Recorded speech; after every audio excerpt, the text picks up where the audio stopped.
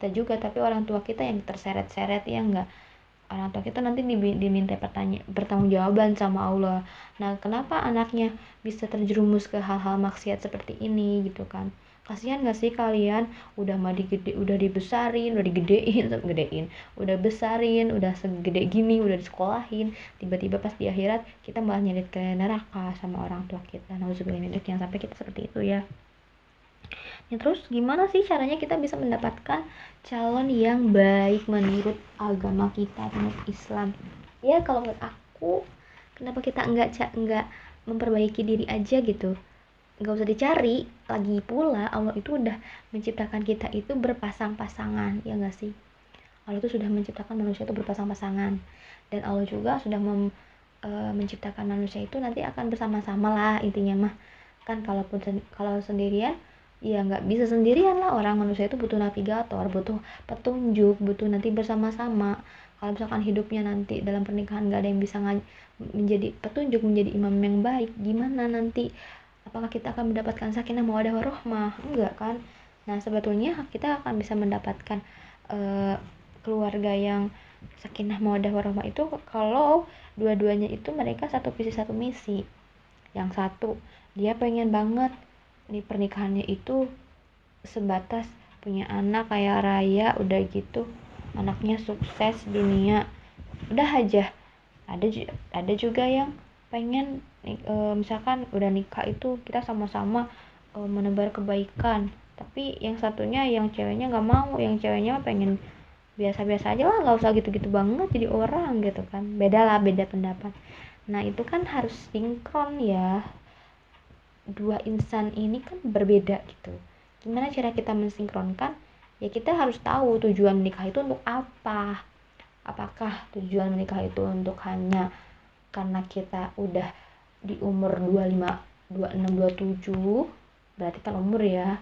Atau apakah menikah itu karena kita sudah kebelet pengen nikah, disuruh-suruh orang tua, terpaksa berarti ya. Atau kita pengen aja, ya nggak ada pendirian kalau kayak gitu. Atau kita pengen ibadah nih, menyempurnakan ibadah kita. Karena untuk menyempurnakan separuh ibadah kita itu dengan menikah. Kenapa? Karena ibadah selama itu kan yang di pernikahan. Sekarang kalau kita belum nikah, ibadahnya ngapain? Ya banyak juga masalahnya. Mau itu kita berorganisasi, mau itu kita bersosial, mau itu kita bekerja, mau itu kita kuliah, itu kan ibadah juga, menebar kebaikan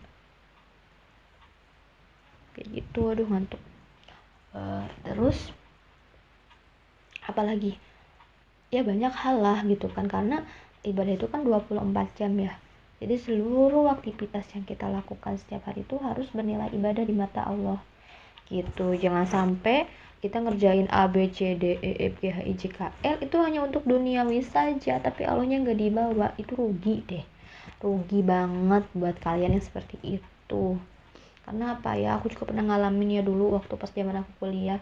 Aku sibuk banget kuliah sambil kerja, dan itu aku benar-benar habis waktunya untuk kuliah dan kerja. Jadi seharian, setengah hari aku bisa kerja, setengah harinya aku bisa kuliah, dan itu full banget. Istirahat aku cuma beberapa jam lah ya, dan itu menurut aku kayak nggak sehat gitu hidupnya. Karena yang aku pikirkan adalah gimana caranya aku mencari uang, dan gimana caranya aku bisa kuliah, lulus gitu. Kebayang nggak anak 17 tahun mikirin kedua itu? Pusing gak sih? Pusing.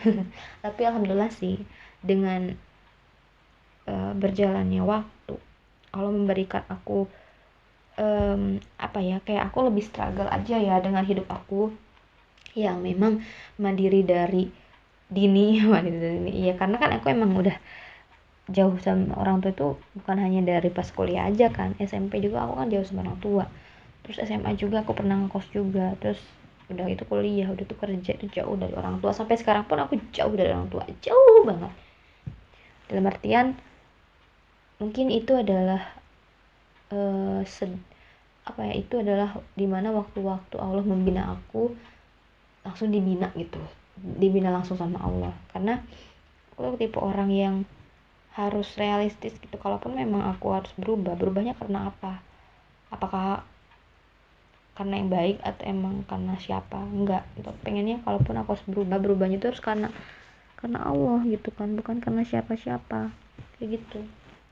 Oke ya teman-teman, jadi ya buat teman-teman yang memang sekarang itu yang umurannya sama seperti aku di atas 20, yang pastilah dirundung dirundung yang pastilah dirundung piluan gitu kan, ditanyain kapan menikah, terus diburu-buru sama orang tua atau apalah itulah ya.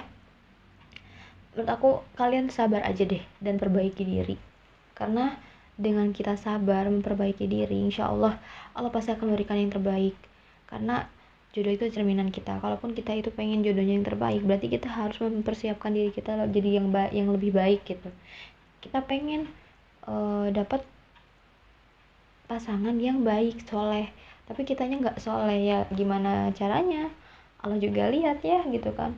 Ya kata Allah, apa gitu ai kamu gitu kan, kamu pengen yang soleh, ai kamu nggak pernah sholat, kamu nggak pernah ikut kajian, kamu nggak pernah baca sejarah, kamu nggak pernah ini nggak pernah itu, pengen punya pasangan yang wah gitu kan, yang pinter, yang solehah, yang islami banget, ya nggak bisa.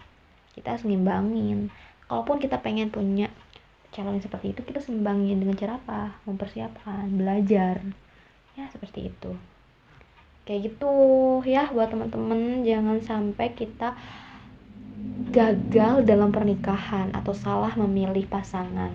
Lebih baik kita menjomblo daripada kita gagal dalam pernikahan, karena itu yang dibenci sama Allah, yaitu perceraian. Ih, serem banget.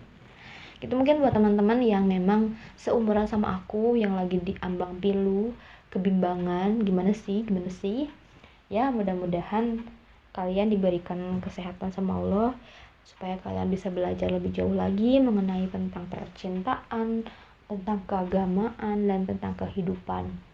Karena hidup kita itu bukan untuk main-main aja ya gitu. Allah memberikan kita kesempatan hidup itu bukan untuk main-main aja, melainkan kita harus beribadah kepada Allah semaksimal mungkin. Kalaupun kita belum diberikan jodoh sekarang, berarti kita harus belajar untuk memperbaiki diri. Itu paling ya. Dadah semuanya, selamat malam, bye.